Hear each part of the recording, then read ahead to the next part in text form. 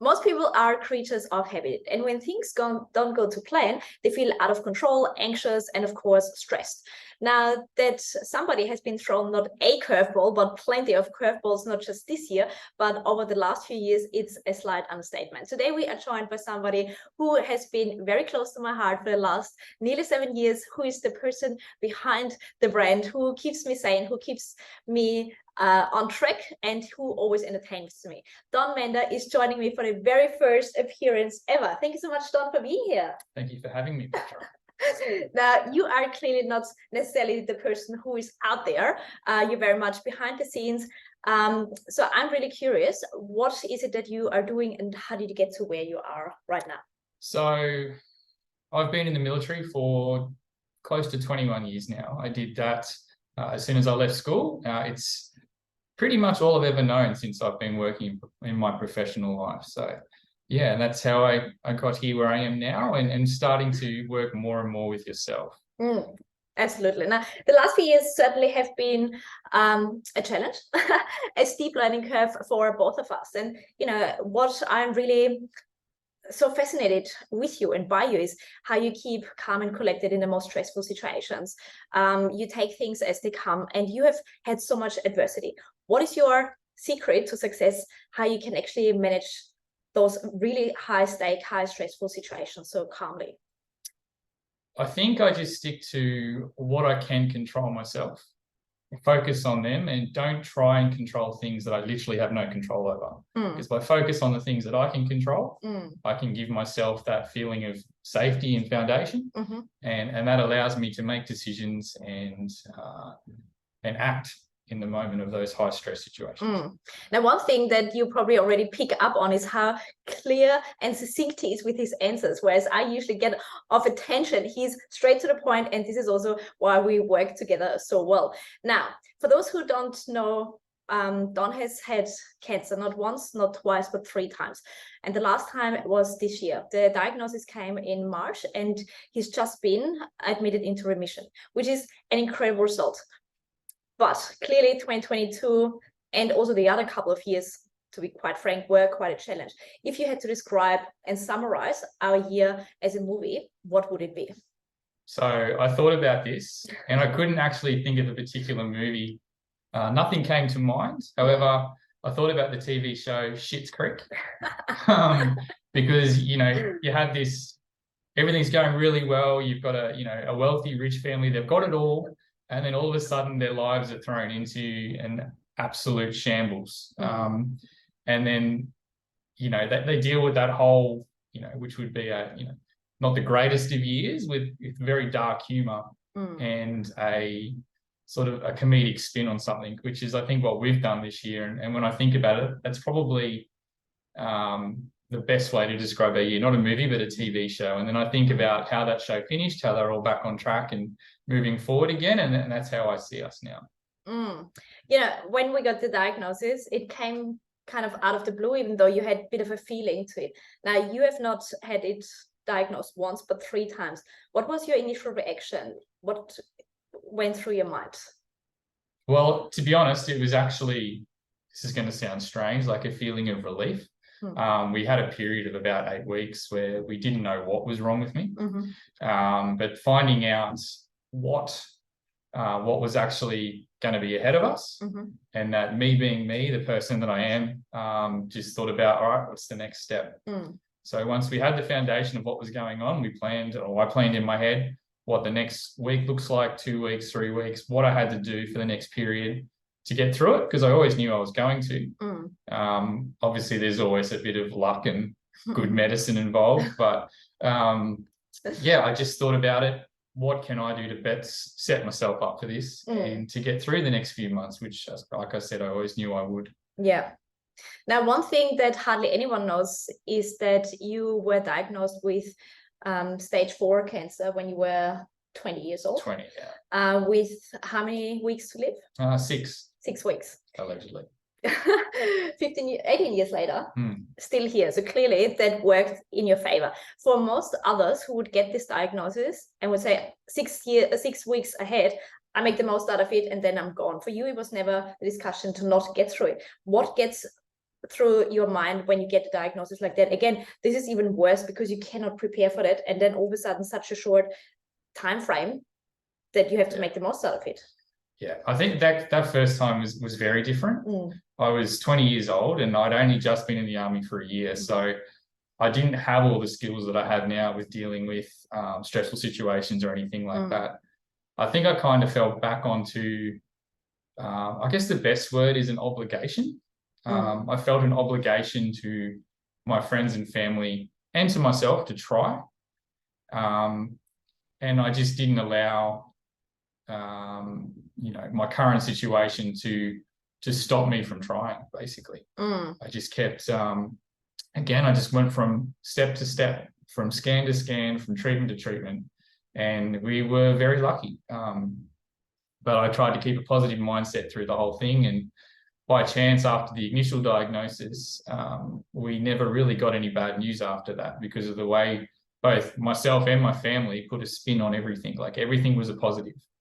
And we forgot about the negative. And then, 8 months later, I was back at work and passed all my physical fitness standards within about 2 weeks of being back in the workplace, and never looked back. Well, that was definitely, 18 years ago. I thought I was straight ahead again, focused on the next thing.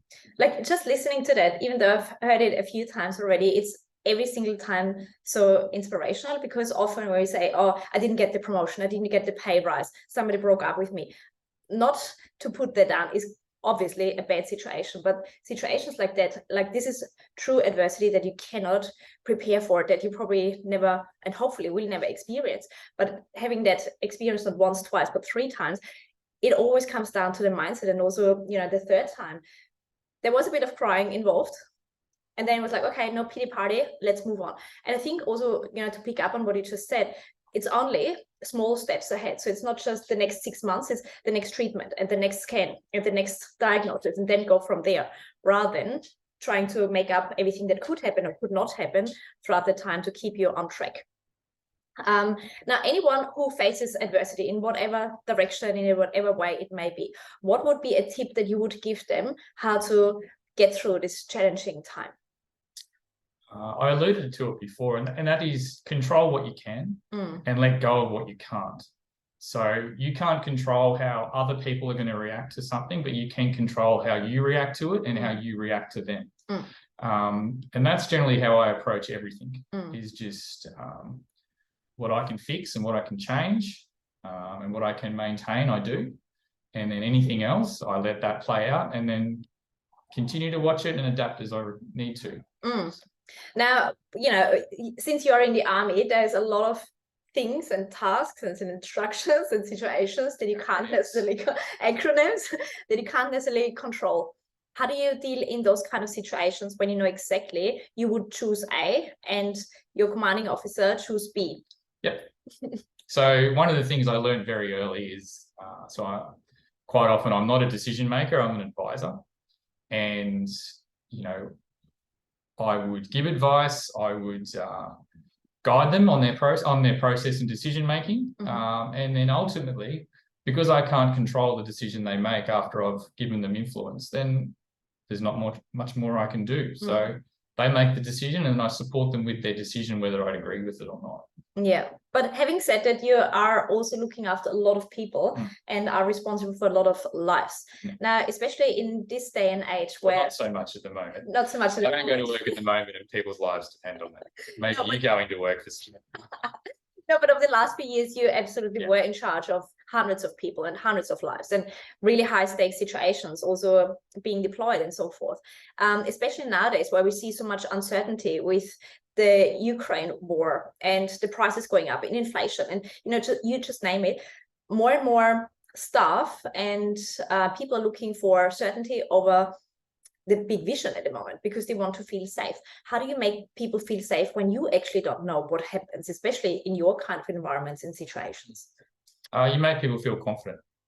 So confident to make their decisions. You give them confidence in what you're telling them. So, they can, again, feel calm in what they're doing and make good decisions.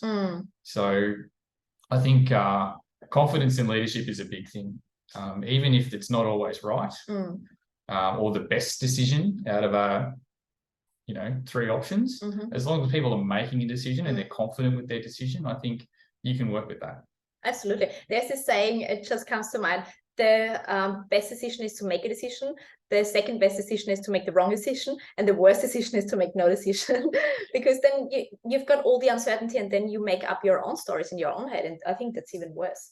Now, when you don't necessarily have the confidence because you haven't had the experience yet to face a certain situation or challenge, how do you go about building your own confidence first when nobody else gives it to you?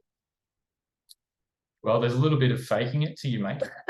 However, a lot of research, like I will very rarely go into any situation where I don't feel confident in the foundation of what I'm about to talk about or to brief on.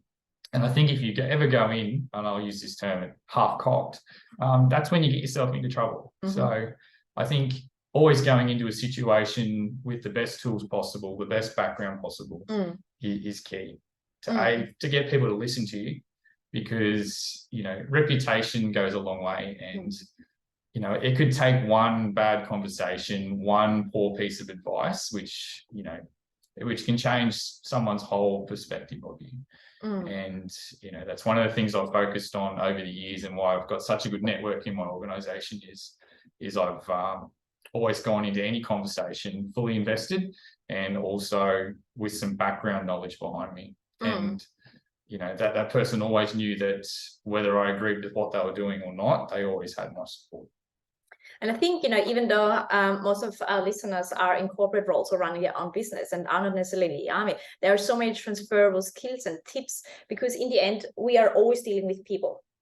It always comes down to how do we make them feel, and also speaking their language, knowing what comes up to them, getting in prepared, and not just faking it on the spot, because people can pick up on that if you haven't done the homework. And that also makes other people feel less valued when you don't actually know what you're talking about and you're wasting somebody's time. So it doesn't matter if it's an army environment or a commercial environment, it's always the same. And I've seen you interacting with others, and there was always a lot of respect, no matter if they're more senior, like a lot more senior, or a lot more junior. It was always kind of the same way, and you make people feel very comfortable and very chilled around you. And you never, what I always pick up on, you never make other people feel less valued, or you don't have the same rank or the same knowledge.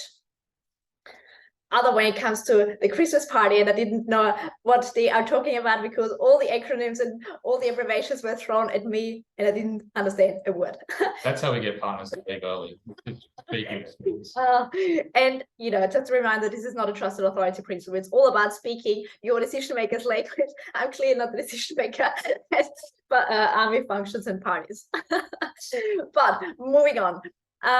Now, in your day-to-day life, maybe not in your current roles so much, but in previous roles very much so, you have to face a lot of uncertainty, a lot of stress. There's a lot of anxiety, and because there are people's lives on the card. What kind of mechanism have you developed over time to manage your own anxiety levels and your stress that comes with your job that you can't necessarily always prepare for? So I think the most important thing for me is a routine. In those situations where I've worked previously, it's all about routine. If you're overseas for 8 months, to the best that you are able to control the situation, routine is just so important. It allows you to switch off from what you're doing, because you're able to go through the motions in a routine that you've repeated over and over again. And that allows you to, like I said, effectively switch off and calm yourself. So when it is time to actually work and be on the ball, you are refreshed and ready to go. Whereas I think if you lack that routine, you're making decisions all day, and that fatigues you, and you can only do that for so long. So my number one piece of advice is you get a routine and you stick to it. Doesn't matter how crazy it is, whether you get up at 3 o'clock every morning and go to the gym. If that is your sweet spot that gets you going every day and allows you to start your day, then do that. If you're someone that needs to sleep in till 8 o'clock and then start your day and finish later, then do that. But as long as you find the thing that makes you happy and refreshes you and allows you to do what you do every day, I think that is the most important thing. And that's how I've always got through high tempo work environments, whether here in Australia or overseas. I love this advice, because we are very, very much creatures of habits and routine driven, because it takes a while, the cognitive load in the morning. Should I have breakfast? Should I exercise this, or should I do that? What should I wear? And we're making already, you know, hundreds of decisions before it's 7 o'clock, and then you actually get to work. So of course you would be stressed straight from the get-go. Whereas in your situations, you cannot literally take any capacity away from what you actually need to work on and make decisions on. Now, we are a bit chalk and cheese, but at the same time, we are very similar. What would you say of the last 7 years? What have been traits that you've picked up on? What is it that you have been exposed to? What are any things that you have learned from me? And I'll share with you what I learned from you. Okay, so first thing, it's just easier to get up at 3 o'clock in the morning as opposed to fighting it. Good advice. Yeah. You can finish here. There's extra hours in the day as well, whether you like it or not. I think the biggest thing I've learned in the last 7 years is coming from a very routine, process-driven background, where you think very much in the now all the time, and you never really look any further ahead than the next 24 or 48 hours. And that's being with a dreamer and someone who thinks so far ahead all the time. Is you've opened up my perspective on how I think for the future. And yeah, I think that is the biggest thing for me, because it's opened up a whole new world. You know, travel places I never thought I'd go to. Like, I thought I was just destined to travel to the Middle East, and that was it. For work. Yeah, for work, yeah. Yeah, it was never on a private passport. But yeah, you know, it's opening up that whole perspective. There's a whole world out there that if you think a little bit further out of the now and don't always focus on the now, there's a lot ahead of you. And yeah, I think that's probably the biggest thing that I've learned. And I've also learned to dream big as well. Yeah, it's one of the biggest things that I've taken away from our partnership. And I think, you know, it's so important to realize what is it that you can bring to the table, and who do you need to be surrounded by to complement your strength, but also your, you know, quote unquote weaknesses. Like, my weakness that we've talked about often is that I'm the big dreamer. Like, I know exactly what I wanted to do in 2036, and then I realize, oh dang, we're only in 2022 or 2023, still a few years to go. So for me, it's quite hard to be in the right now, whereas for you, it's all about right now. So, but I learned a lot in terms of how do you respond a lot more calmly to analyze the situation, and also thinking, what's the worst thing that could happen? Coming back to what you said before, control what you can control. And, you know, being always in the future, I always think also of the bad stuff that could happen, that hasn't even happened yet, but I already stress so much what could be the impact of that, and that I work myself up so much that I actually don't have capacity or energy to work on the positives, or what, you know, what other projects are here right now. So, you know, looking ahead, I'm always about looking ahead, clearly. Future, Don, you've been in the army now 21 years. What is it that are the skills that you want to leverage because they are transferable? And what is it that you want to learn, expose yourself to, immerse yourself into in the next 3 to 5 years? Interesting. So, skills that I can transfer across. I think it is definitely the way I deal with people, regardless of the situation that I'm in. I've always been able to adapt to the people I work with. I think that is definitely something I can bring across, as well as my strict adherence to process and you know, continuing that in the background to, you know, streamline the business and to continue it moving forward. One of the big skill sets I want to improve on is, obviously we come from very different worlds. I have not got a corporate background, and I don't think half the acronyms I use are going to fly. Also, you know, my directness, I think I need to work on. Although direct is very good in my current environment, it may not be seen as so beneficial in a corporate environment. I'm dealing with very different people. So I think that's definitely something I want to work on. Is, even though I want to bring across my people skills, I think I also need to work on them quite a bit as well. Well, I think it comes down to being able to read the room, which you can do very easily. And, you know, even when you are criticizing me or somebody else, it never comes across, would never happen, right? It never comes across as I'm talking down to you. Like, I think, you know, being very straightforward is a good way. It just comes down to reading the room, reading the people. And I think this is also one of the leadership skills for 2023 and beyond, where we work with different generations, and we can't have one leadership style and apply that to every single person. We need to be able to be more flexible and adjusting to the person to get the best out of them. And also when we talk about the great resignation or the great re-evaluation that people are thinking, is it actually what I really want to do for the rest of my life? Is it aligned with my values? We need to think beyond the management aspect of leadership and thinking more about how can I coach people, how can I speak their language, which again comes down to the trusted authority.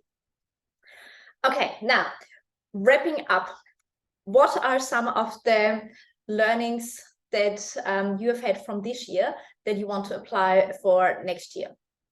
What's been something that has made you a bigger person, and also makes you excited for entering this next chapter, which could be quite uncertain and quite you know, risky? Yeah, I think the next chapter for me is quite risky, because I've done what I'm doing now my entire adult life. Like, I've done nothing else.